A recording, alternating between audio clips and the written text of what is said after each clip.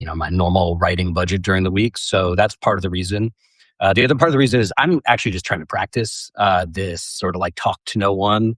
I've been just trying to imagine like a close friend or my wife like on the other side of the monitor here, so that I can maybe like try to develop a more conversational voice when I'm speaking impromptu to an empty room. And I think that might be a useful skill to develop. So that's part of it. But the main thing is that the World Cup screwed up my workflow over the weekend. So normally I do my write most of my Monday piece on Sunday, and when I sit down to write, that's sort of my cue to also send out the mailbag prompt. But because I knew I was going to spend a lot of the day Sunday watching World Cup, I was like diligent and I wrote my Monday piece for the most part on Friday. And that meant that I just never really sat down to do any work on Sunday. And so you didn't get a prompt. And that's why I'm taking your questions here instead of, having a little bit more time to think through my answers and write them down. So that's my throat clearing. I do have some questions from notes and I got the chat going here. So if people want to drop questions into the chat, I will try to take those too. I'm going to aim to go for about an hour, but we'll see. Maybe if there are not enough questions, we'll be shorter. And if there are a lot of good questions, I've got a little bit of spare time, so we can go a little over. Okay, the first question I have from notes is from somebody who calls themselves Hugs. Who asked, I was wondering why you said on the podcast this week that leftists shouldn't have primaried Dan Goldman. Leftists correctly note that Goldman didn't endorse Medicare for all when he was first elected. He actively argued against it. Doesn't support raising taxes at the state level, refused to endorse Mamdani in the general election, citing anti-Semitism concerns. Wouldn't refer to the West Bank. So the litany. He's also voted to condemn Rashida Tlaib and voted in favor of greater surveillance. Mamdani won that district by a huge margin. I don't think it's crazy for leftists to want somebody who is a better ideological fit. I just, I don't have the transcript of what I said on the podcast in front of me, but I remember it because it was just a couple days ago. And I think you're overreading my intent in saying that. I have said elsewhere that if I lived in that district, I probably would have voted for Brad Lander in the primary over Dan Goldman, for some of the reasons that Hugs mentioned in the litany, and for different ones too. Like I really appreciated that Dan Goldman back in 2019 signed up to lead the investigative work for the first Trump impeachment. But that was also like a leadership controlled exercise. It was not an open-ended inquiry. And so the fact that they turned to him sort of signaled to me, like in hindsight, that this was somebody who was going to be sort of obedient to the leadership, who wanted to be a team player in that sense, maybe rise up through the ranks of leadership.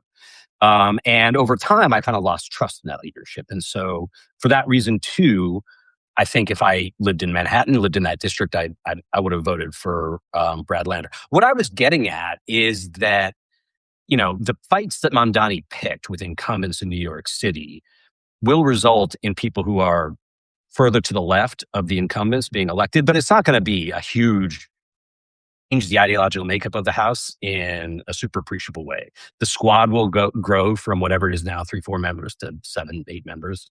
The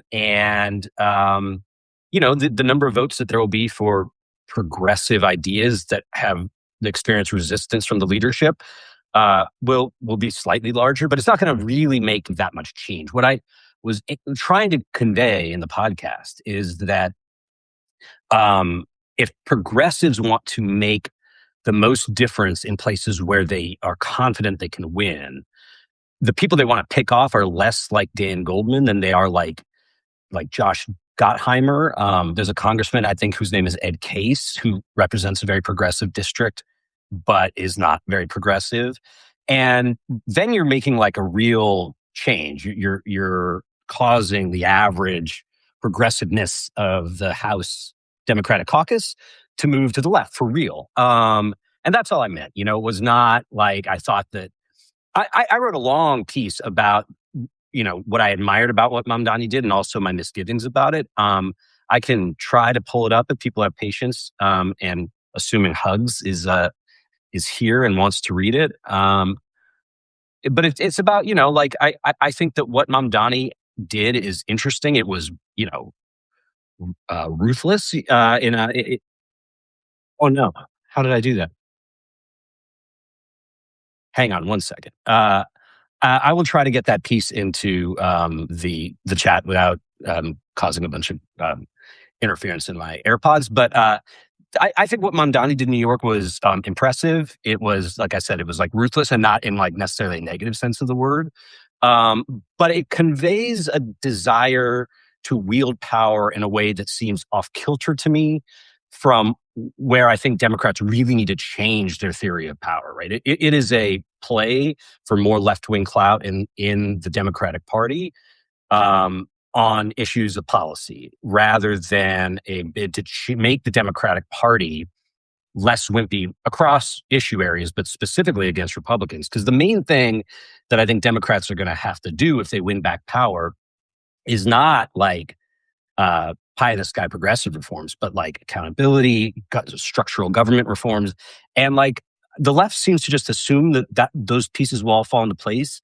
And I think they're wrong. I think like they need to study that issue a bit more closely and realize that accomplishing the things they want to accomplish, along with the things I want to accomplish, requires wielding power in a slightly different way than Mamdani was doing. But I didn't have a big problem with Brad Lander primarying Dan Goldman as just like a decision of the left that seemed totally reasonable to me.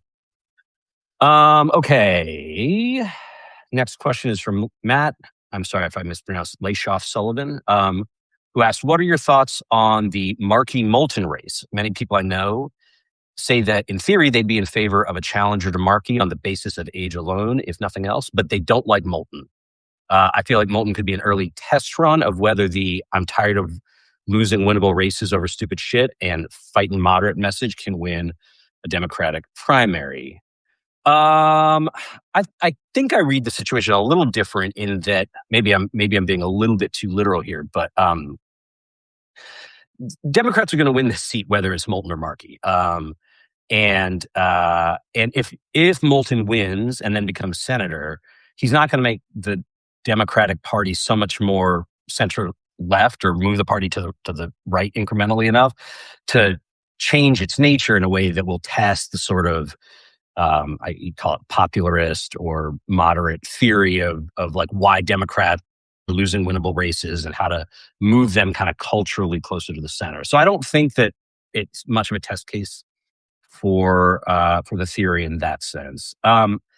I see it as sort of having the same lowish stakes of the Goldman Lander primary that we just talked about, but with the valence reverse rate. Like Goldman lost to somebody challenging him from the left. Markey faces a challenge that I think he's going to win from his right. And what I find striking about this race is that, like, you see that the establishment in the party, the centrist faction in the party, they're miffed about the situations like the Lander Goldman situation, where a leftist challenger emerges. They have allies in DSA or on like the progressive wing of the Democratic Party. They all rally behind that person. That person wins, and it moves the party further to the left. And here you have an opportunity, right, for those moderates to do the opposite thing, right? Like really try to rally to make Seth Moulton happen. But like, I don't see it. Like I looked up because I was writing about this earlier this week or last week to try to ascertain how much insurgent, counterinsurgent, moderate and centrist support Moulton has to sort of oust incumbent senator. And they're not showing up for him, really. I mean, they're giving him money and he's got some endorsements for sure from like unions in Massachusetts. But like you do not see Jared Golden on the stump for Seth Moulton in Massachusetts, which is like he's retiring. Like he could cross the border from Maine and try to help. They could try to like build a groundswell, and they are not showing up for their own people in the same way that progressives are, but they could do it. It probably would not be the same kind of enthusiastic populist, big crowds thing that progressives can do because progressivism is a more aspirational ideology than moderatism or whatever. But they could try, and they're just not doing it. And I feel like if you're going to get mad at what the progressives are doing, because if you feel like it's, you know, making it harder to beat their challengers, then why not show up for Moulton and just kind of even the score? That's my main take on the Moulton Markey situation. I agree with you that part of the reason Moulton is struggling a bit, to the extent that he's struggling. I have not looked at the polling in that race in a few days. Like Moulton is like an imperfect vessel for this reverse primary from the right model. Like he is younger, which should be an asset because Markey is quite old, and he is more conservative than Markey, which is what the centrists or moderates want. But he's like a pretty eccentric guy. He has like a history of like attention seeking behavior that has not worn well with party leaders, really anyone, right? Like he like mounted a challenge to Nancy Pelosi for speaker with like no theory of the case and no support, and was just like kind of causing problems when Democrats had taken back power and there was no reason to do it. And like he didn't even do it in a way designed to be like, look, like we realize she's going to be speaker, but we have some concerns that need to be addressed. It was this big show of like, there's going to be a rebellion or whatever. And then obviously it fizzled and she crushed him. And I think as a result, like he winnowed away whatever power the Blue Dawn faction might have had to extract some concessions or whatever. He also did this like covert fly-in, if I'm remembering right, to Afghanistan with a Republican, also former military guy during the Afghanistan evacuation, that turned into a security problem because they didn't tell anyone, and suddenly you have these congressmen in danger, and resources had to be diverted to assure their safety. It has not made him a lot of friends, and so he was I don't know offhand who else would have been available to challenge Ed Markey from the right as a younger candidate, but Moulton was not like he was going to have a hard time. Okay. Elliot from Notes asks, what did you make of Mamdani's subtly subversive answer about the Democratic Big Tent in his New York Times interview? Yes, I read that. Yes, full stop. This is Mamdani. Yes, full stop. I'm not interested in expelling people from parties. I think that's what you do when you can't win the debate within the party. Elliot goes on, he seems to be saying that he doesn't need to expel moderates because the left is going to win the internal argument and make moderates junior partners in its coalition. Do you also interpret him as saying that? I